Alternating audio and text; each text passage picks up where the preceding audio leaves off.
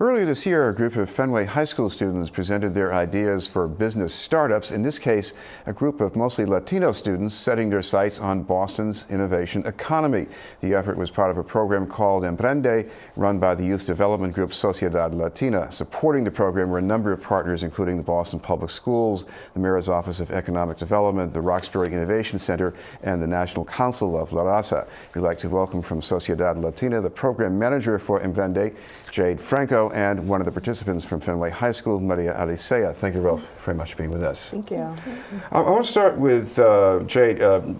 Talk about what the students went through with this program before those pitches were made. Sure.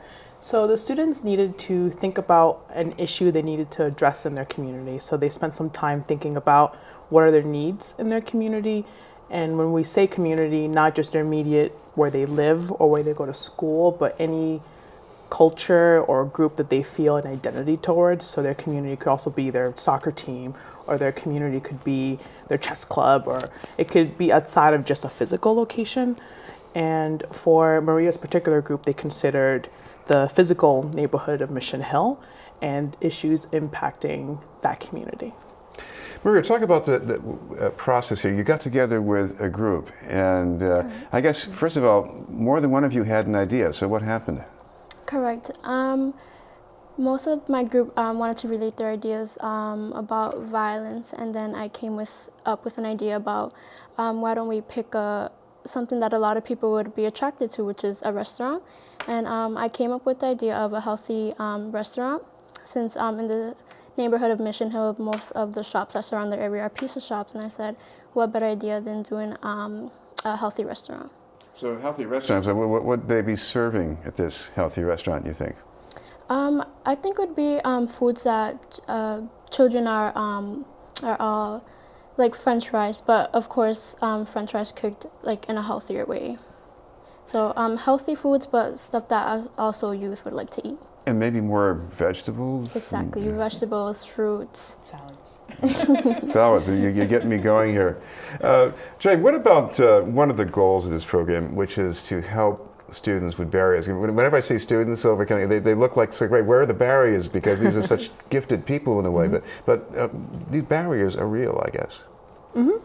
And with this curriculum and with this plan for the Emprende program, we really wanted to bring youth entrepreneurship to more Latinos in the community.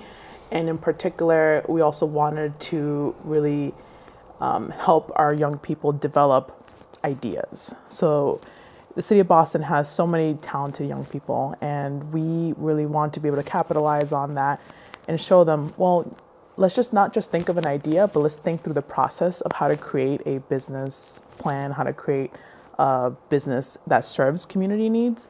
And on top of that, how would you promote that? How would you get the word out about this idea that you have? So the youth who were a part of the Emprende program also take video production classes as part of the curriculum. They learn how to shoot videos, how to edit, how to speak over the images that they have put together, and how to be able to really compellingly sell their idea. Maria, what was that like for you? Selling, whether it's your pitch or your business? It was actually very interesting. I usually do not do much with editing videos, and it was interesting to learn how to put a video together, and it was actually fun as well. We had to record the video various times because we all kept laughing, and it was very fun, and it was interesting, and I actually learned how to create a video. Well, what did you put in this? Did you show what some of the restaurants are like now, and you say, we want to replace this with something totally different? So first we started by, we put several pictures. The first picture had like a healthy stomach, and then the second picture had a stomach where not so healthy. And then we also compare the prices of like a cheeseburger and a salad. And then after that we made a video, and it was basically like pitching our idea and why it would be a good idea for the neighborhood of Mission Hill.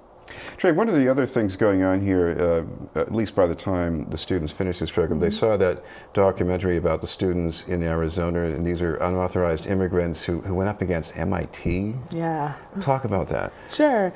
So we, in part of the packaging of this program, we wanted to also inspire youth to really come up with their own ideas and feel that regardless of what situation they're coming from, that they can come up with innovative ideas. So we, in that partnership with National Council of La Raza, we also screened the documentary Underwater Dreams. And that documentary tells the story of a group of the undocumented youth who, in being reached out by their community members by programs in their high school that targeted STEM underwater robotics, they entered in the college competition level because they felt that if they entered in the high school level that they would just terribly lose and that they were underprepared, underfunded to do that type of competition. However, their creativity with putting together robot pieces from just appliances that they found in Home Depot and different spare parts and painting them in different ways and finding ways to make them be able to float and operate and offer different instructions. They were able to do that, and they entered the college level thinking that they would just at least get an honorable mention.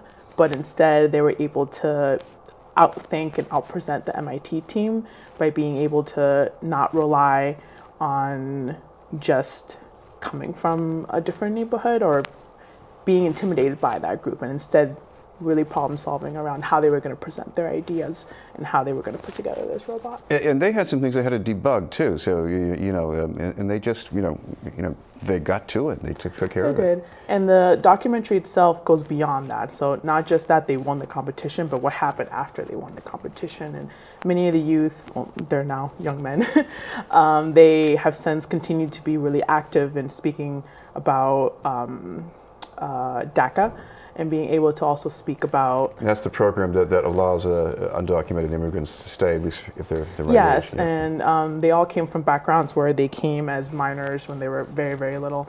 So being able to either advocate for more DACA expansion or to advocate for more funding of STEAM and STEM robotics. And they've since come back to MIT and met the team that they beat a long time ago, and they were able to collaborate together on more competition. Maria, what about you? After this project, what happens? What are you planning to do? I've always wanted to be an entrepreneur, but now that I've seen this video and I was actually able to build this business, it actually motivates me to actually open my own, and not only for myself, but to actually help my community. And also watching the video also motivated me as well to actually be in entrepreneurship, and it actually taught me that nothing's impossible. So. Well, congratulations. Thank you for joining us. Thank you. Maria Alicea and Jade Franco. Thank We'll you. have more news in just a moment.